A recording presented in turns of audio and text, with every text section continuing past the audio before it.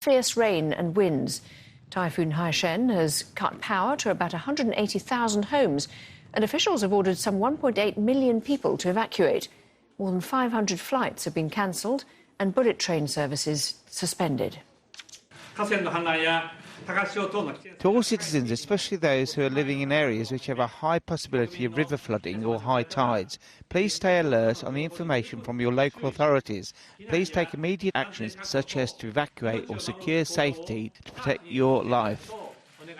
So far, it's battered Japan's southern islands and mainland with powerful winds and driving rain.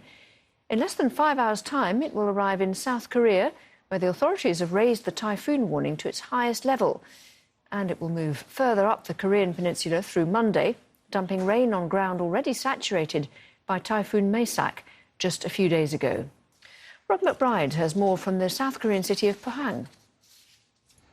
The city of Pohang is the most easterly in the South Korean part of the peninsula and expecting to bear the full brunt of this typhoon when it passes through here Monday. At the moment, Typhoon Haishen is gradually working its way north, moving past the main southern Japanese island of Kyushu and giving that part of Japan an absolute pounding Sunday through into the early hours of Monday morning. An evacuation order is in place for hundreds of thousands of people in Kyushu to get out of the way, to seek shelter, and a recommendation for several million more people to leave their homes and to seek shelter. Now, there is a problem, of course, in the middle of a pandemic, doing that safely. Some shelters, evacuation centres, are limiting the numbers of people who can get in there, so some of those centres have been filling up quickly. This is the third storm to impact the Korean peninsula in just about 2 weeks. A few days ago, it was Typhoon Haishen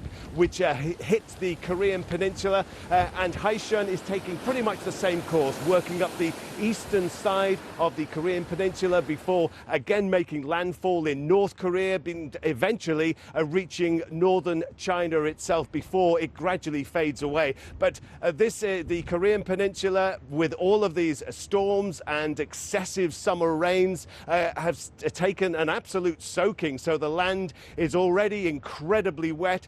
So we are expecting again from this typhoon further flooding and further landslides. North Korea's leader, Kim Jong-un, has visited areas affected by Typhoon Haishen. More than 1,000 homes were destroyed when the storm hit on Thursday. State media showed Kim and senior officials touring a coastal area in South Hamgyong province.